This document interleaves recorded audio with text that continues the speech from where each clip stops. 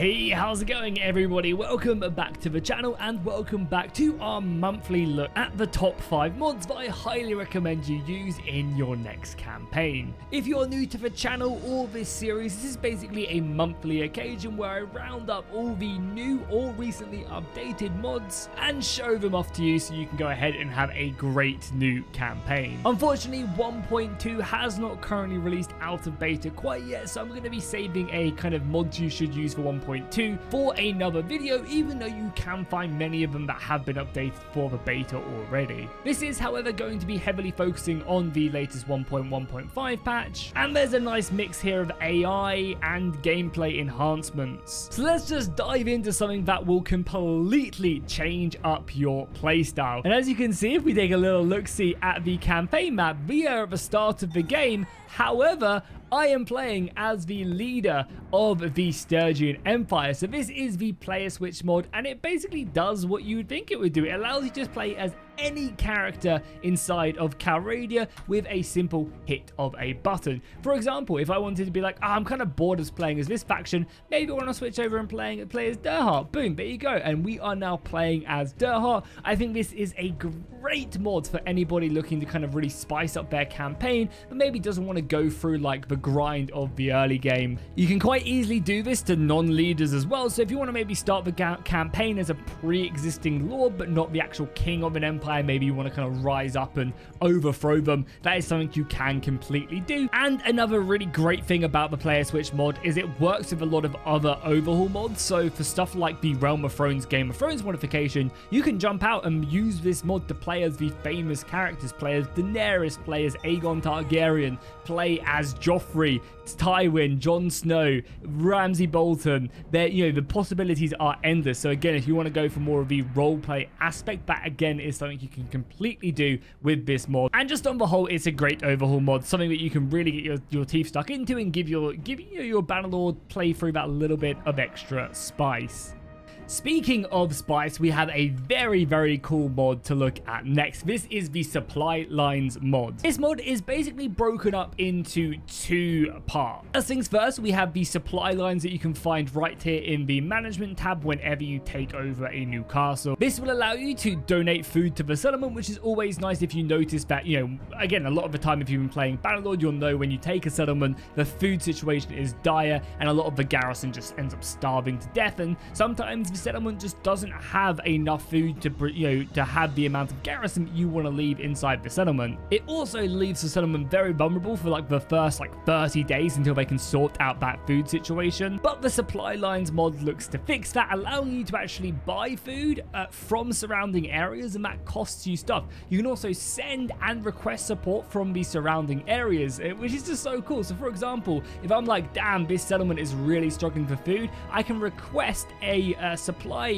caravan from Sargot. I will click that. I'll have to leave some of the garrison. I'll have to send out some of the garrison to go and do that. So for example, I will do that right now. And then you can see we have requested support from Sargot, and look at that, you can actually see the supply wagon on the map coming over with its food. If we go and talk to them again, you can go ahead and say good work, soldiers, as you were, and they'll continue to make their way over there.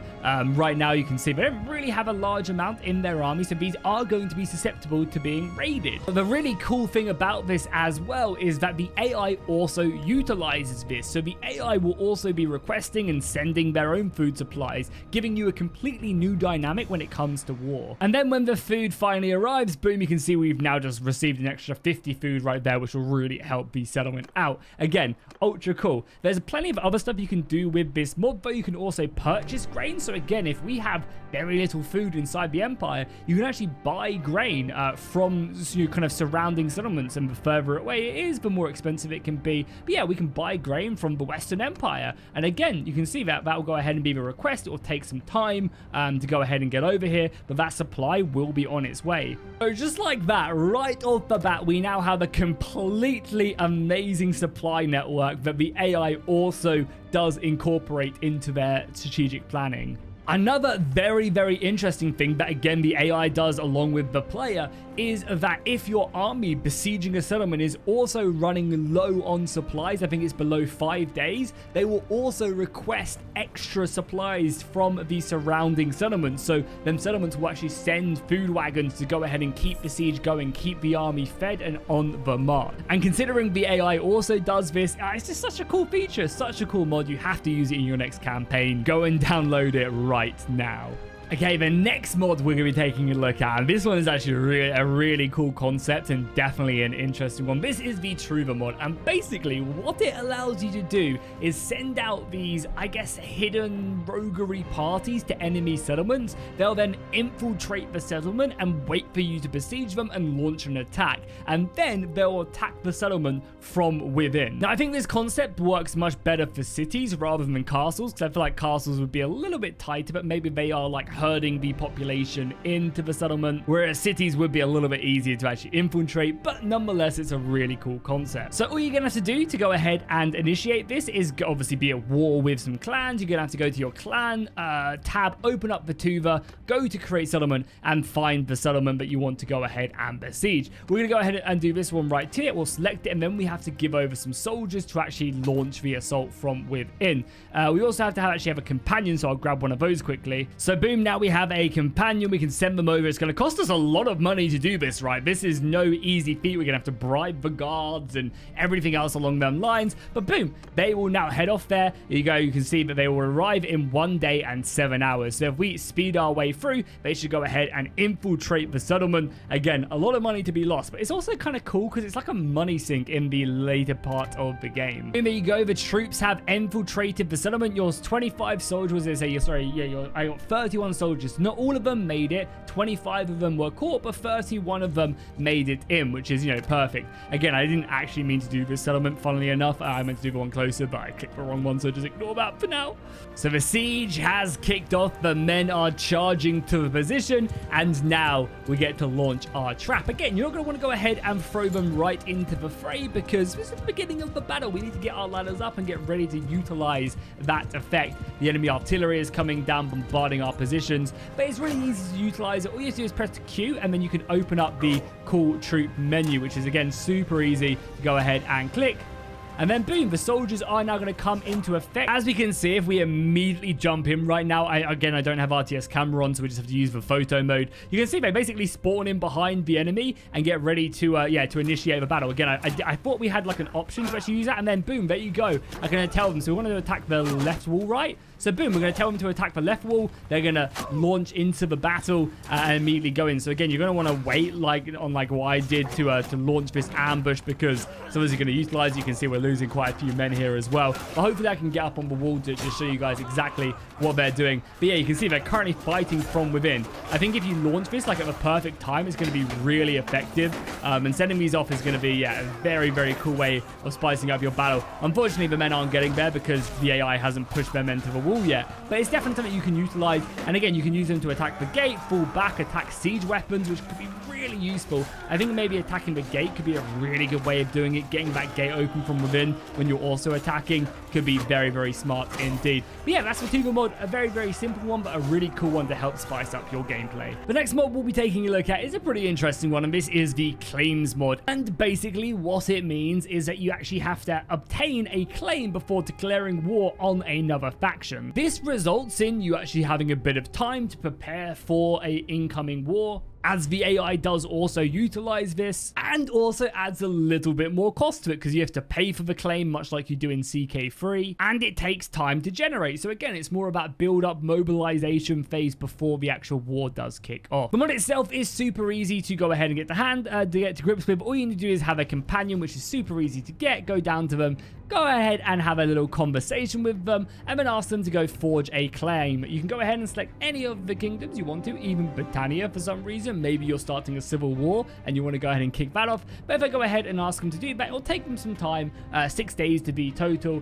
and then they'll be back and kind of give me the option to go ahead and press it. And then boom, the fabrication after 6 days has been created, and then worth it, we can gain the claim, or we can't afford it. Again, it was only 6 grand, so not really that much. It would be nice to see if these were a bit more expensive, having my late game money sink is always going to be good. And then boom, you can see we have the claims, and now we can go over here and we actually already automatically start off at war with them, which is good. But yeah, we can also then propose it right here. I believe the other factions we can't. Oh, so there's the Kuzite one. We can then press back claim. Unfortunately, people are saying no, but the other lords we wouldn't be able to do that with. So if we again try to do that for say one of the other factions, we just wasted our claim right there. But yeah, boom, we can't do it to Sturgia because we don't have a claim. And then finally, we're going to be taking a look at the Hold Court mod. This mod is absolutely awesome, a very, very cool installment, and gives you something to do in the mid to late game. So basically, this mod will require you to go to one of the settlements that you are currently in command of and go and sit down in your throne. After throwing your wife off of the throne, you can simply sit down,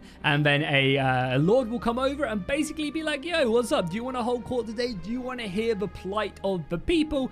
Which is obviously something you are going to want to be doing. So yeah, sure, show the first one in, and then boom, a lord does make their way in, and or a lord or a peasant makes his way in and walks over to you. They will basically start pleading a cause, and again, it's got a really cool kind of setup with it, and you can ask how you can help them, and then they ask you, so right here, you could change the law, my lord. All of us would be grateful, and we would be willing to give you some money. So again, this is a pretty big thing. If you can deliver 60 loads of clay to this territory. However, this mod does allow you to actually complete the quest here and then, so you can do it yourself. However, because you are the king, you can basically completely bypass this quest and say, hey, I will remove the restrictions from the sale of goods. It will cost you some influence, but then boom, there you go, and that's that one done. So again, it's a really nice way of integrating these quests into the mid to late game, and allow you to have a little bit more fun. Again, you can say, hey, buy next one, so we'll go ahead and get another one which will spawn in and come over, and again,